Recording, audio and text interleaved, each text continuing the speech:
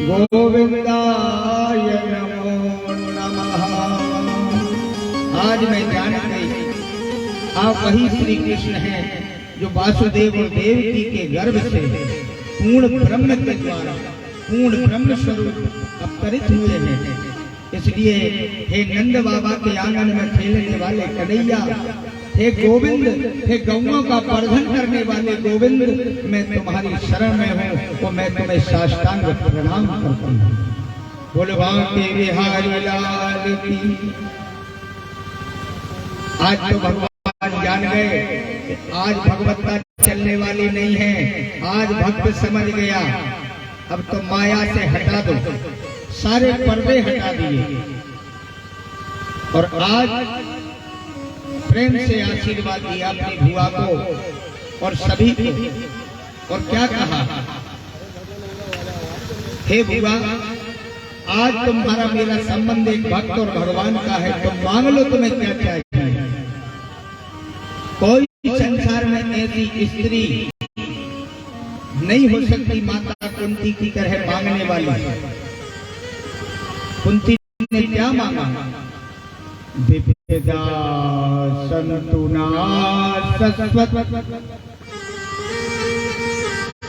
तत्र तत्र जगत गुरु।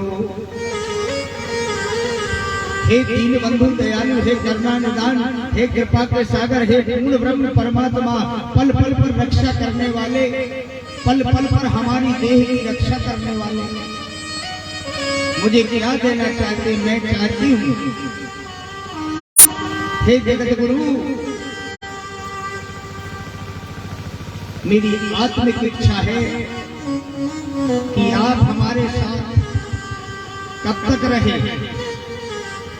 युद्ध भर आपने हमारी रक्षा की, 14 वर्ष वनवास में रक्षा की। आज जब हम युद्ध जीत चुके हैं और आज हमारा पुत्र राजा बनने वाला है, इसका मतलब सुख हमारे पास आ रहा है। दुख हमारा टल गया, लेकिन दुख में आप साथ थे और सुख में आप द्वारका जा रहे हैं। इसलिए ऐसे सुख का मैं त्याग करती हूँ, तो मैं वरदान में मांगती हूँ कि देना चाहते हो तो मुझे जीवन भर विपत्ति दे दो, संकट दे दो, कष्ट दे दो, मेरे शरीर में रोग दे दो। सारी विपत्तियां संसार की जितनी हैं उतनी मुझे दे दो। क्यों? क्योंकि विपत्ति के समय तुम्हारा ध्यान, तुम्हारा भजन निरंतर मेरे मुख से होता रहता है। बोलवा के बिहारी लाल, मेरी आंखों के सामने रहोगे नाथ। विपत्ति के समय अपना ही याद आता है और विपत्ति जब बड़ी हो तो माता पिता परिवार बंधु सबका साथ छूट जाता है। किसी को असाध्य रोग हो जाए, उसकी रक्षा परिवार भी नहीं कर सकता, न धन कर सकता, न वैभव कर सकता, न संतान कर सकती, न परिवार कर सकता। उस रोग से बचाने वाला अगर कोई है तो वो गोविंद मात्र है, जो सारे रोगों से मुक्त कर देता है। बोलिए गोविंद भगवान।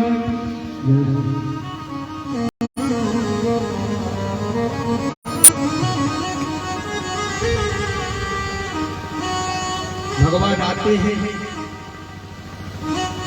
पुनः वापस आकर के हस्तिनापुर में युधिष्ठिर को राज्याभिषेक करा करके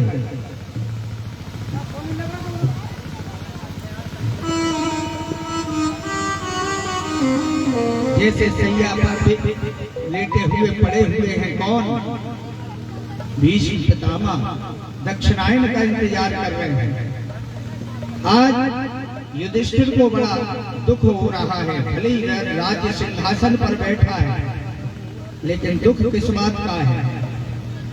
अरे आज राजा बना हूं लेकिन प्रजा कहां, प्रजा तो सब मर चुकी, अपने ही ना रहे।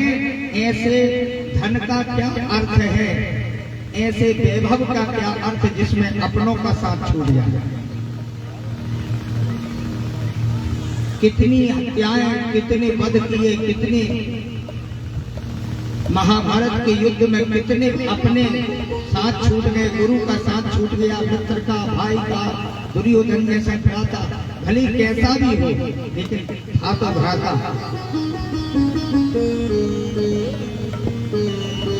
मानो भगवान समझ रहे हो कि जो ज्ञान मैंने पार्थ को दिया था वो ज्ञान युधिष्ठिर को भी देना था। आज युधिष्ठिर अपने परिवार की ममता में उलझा हुआ है।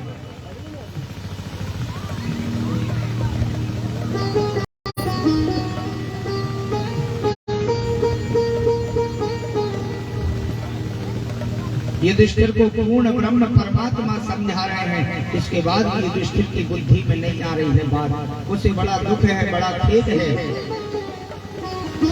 मानो कोई बात उसके अंदर छुप रही है।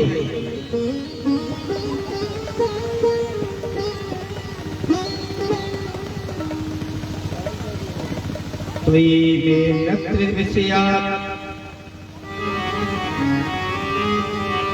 भगवान ने बहुत समझाया कि हे युधिष्ठिर, इस प्रकार गंगा की धारा कई में नन्यता विषयात मधुमत्ते सकृता, इस प्रकार गंगा की स्वच्छल धारा समुद्र में मिल जाती है,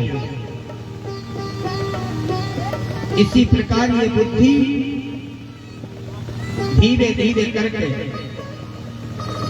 भगवान को समर्पित हो जाती। रतमुद्धाम तदवध्याम गंगा मोदमुदन्नति।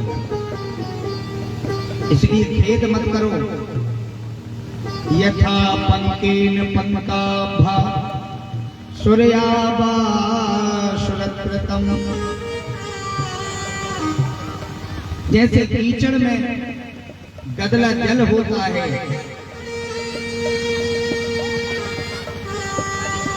कीचड़ के मटमेले जल से हाथों को साफ किया नहीं जा सकता, ऐसे ही मदिरा से और मदिरा के हाथ को धोकर के स्वच्छ नहीं किया जा सकता। प्रभु, इसलिए मुझे लगता है कि मैंने अपराध किया है, इतने भाइयों को इस सिंहासन के लिए मरवा दिया।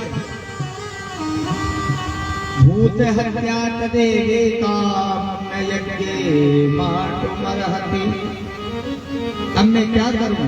प्रायश्चित के लिए अश्वमेध यज्ञ का आयोजन रखा, अनेक अश्वमेध यज्ञ किए हैं युधिष्ठिर ने। भगवान की बात समझ नहीं आई तो जाकर के भीष्म पितामह के सामने खड़ा कर दिया भगवान श्री कृष्ण ने। और भगवान जैसे जानते हो कि मुझे जाना पड़ेगा, भीष्म पितामह को इच्छा मृत्यु का वरदान है, लेकिन इच्छा भी तो भगवान के ऊपर अधीन है। भगवान नहीं चाहेगा तो इच्छा भी नहीं हो सकती। बिना भगवान के दर्शन के जीवन का उद्धार कभी नहीं हो सकता। इसलिए आज भगवान जाते हैं और भगवान जब सिराने खड़े हो जाते हैं तो स्वयं भीष्म पितामह सिर हिलाकर के भगवान को सम्मुख खड़ा करते हैं। क्यों खड़ा करते हैं? हे प्रभु, हे दीनबंधु दयालु, आप मेरे सामने आ जाओ। जिस प्रकार मानो रावण ने भगवान श्री राम के अनुज लक्ष्मण जी को सम्मुख बुलाया था। क्यों? क्योंकि राम जी सम्मुख खड़े हुए थे, लक्ष्मण सिराने खड़े हुए थे।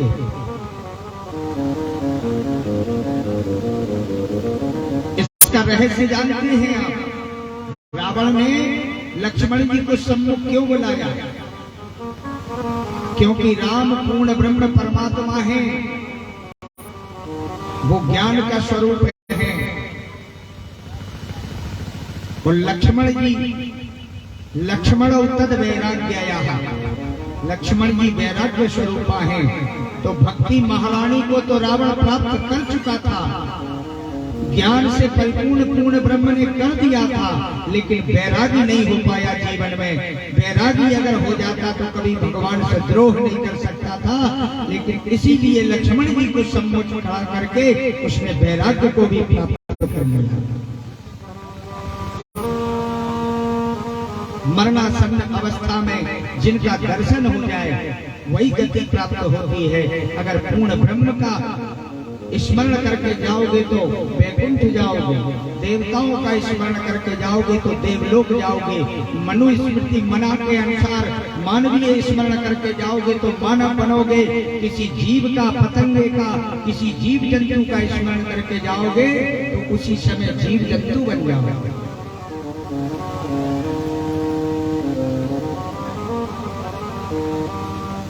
आज भगवान सम्मुख खड़े हैं। भीष्म पितामह ने मानो जीवन भर भगवान की साधना, भगवान का ध्यान किया, लेकिन भगवान की भगवत्ता को नहीं जान पाए। और आज भगवान की भगवत्ता को जाने कब? जब जाने का समय आ गया। मृत्यु मात्र इंतजार कर रही है। उसी दिन उत्तरायण होने वाले सूर्य थे और उत्तरायण हो आए और इतने में भगवान सम्मुख खड़े हैं।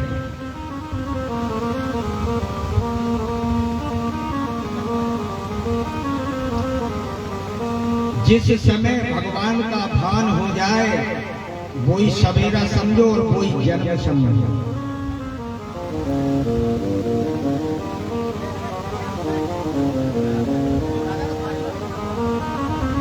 एक साधु महात्मा आए। आज हमें एक कथा प्राप्त हुई है, वो आपको सुना दूं। एक साधु महात्मा आए, बड़े शांति से सुनना, भिक्षा मांगने के लिए। जैसे ही साधु ने भिक्षा मांगने के लिए आवाज लगाई, भिक्षाम देहि, उसी क्षण उस घर में विवाह हुआ था। नई नवेली बहू आई थी। बहू तत्क्षण गई और अंदर से अनाज का गुटौना उठा करके अनाज भर के तुरंत साधु के पास भिक्षा देने पहुंच गई।